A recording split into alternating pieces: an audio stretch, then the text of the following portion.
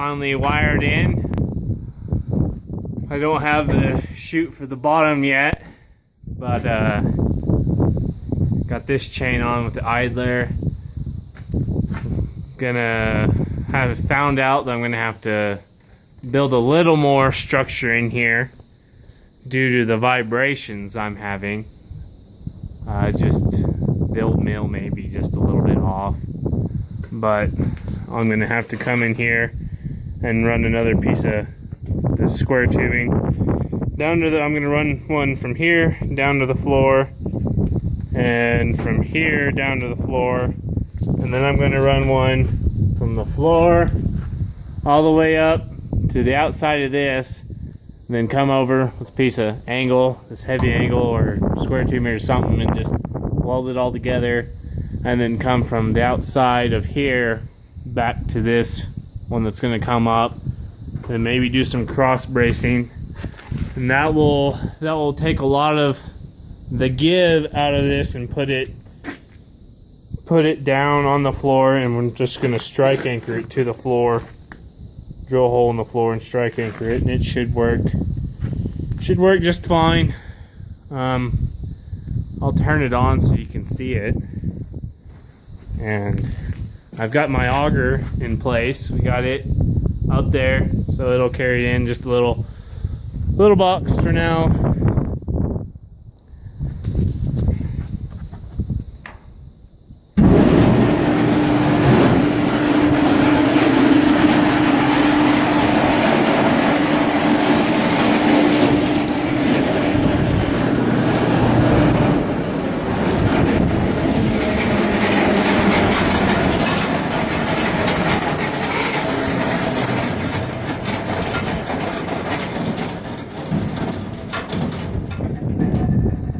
Well, that's not good. I'm gonna snap my bolt.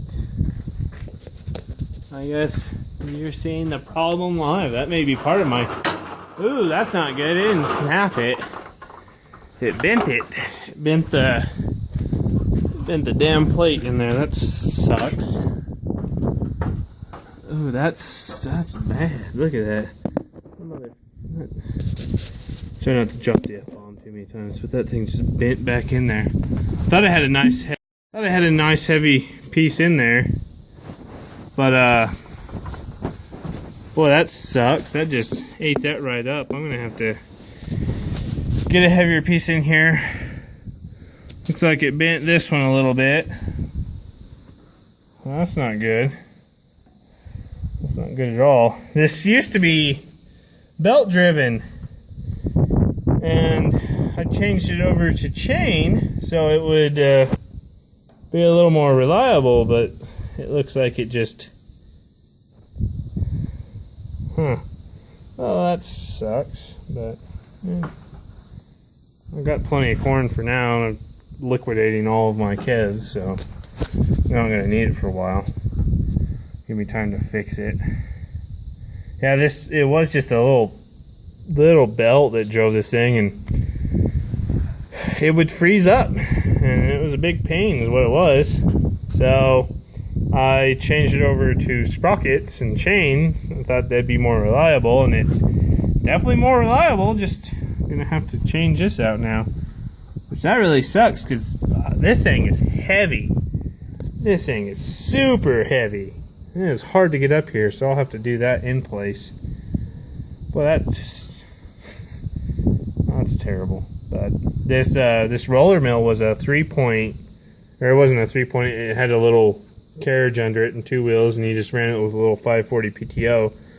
You know, this thing's probably from the 30s, 40s, more likely the 40s. I don't know who built them. My neighbor's got one, and I was gonna see if there wasn't a name tag on it, but yeah, it kind of ate that chain up right there. I'm glad it didn't break it. But I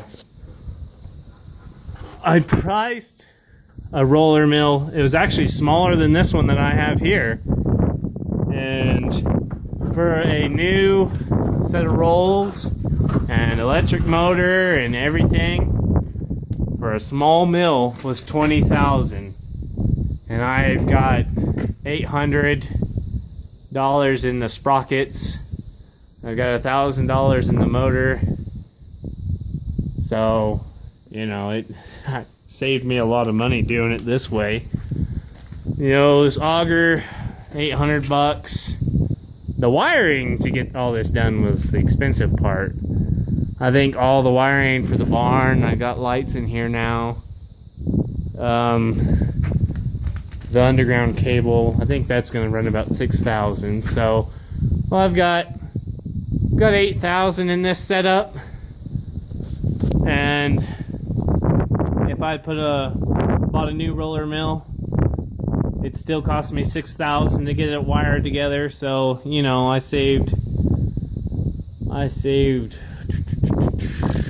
$18,000 by doing it this way, at least. So I'll just get this a little more beefed up and, you know, do that. Spend a little more time on that. That's gonna be the problem. Is, man, that thing just yanked that damn thing over there. But oh well, I'll get it figured out. But this is what it was supposed to. It was supposed to be nice and set up, but just kind of give you the idea that, you know, you can take these old mills if they're around and sure save yourself a lot of money. But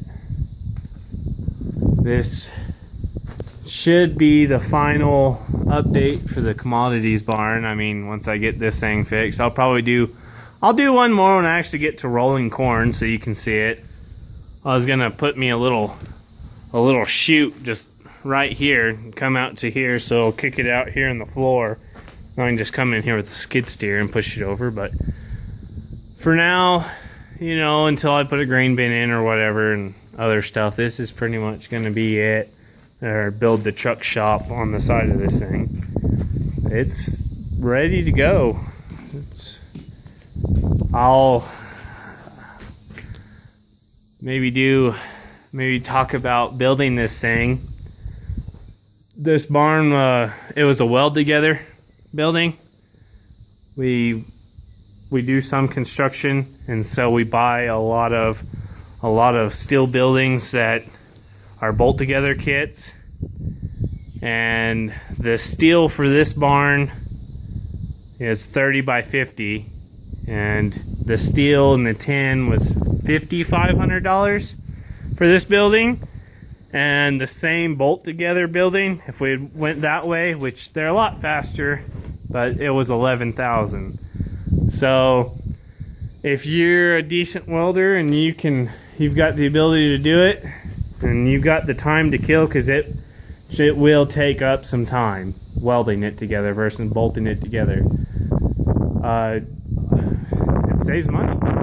Definitely saves money. But the concrete in these barns is the expensive part. Really expensive.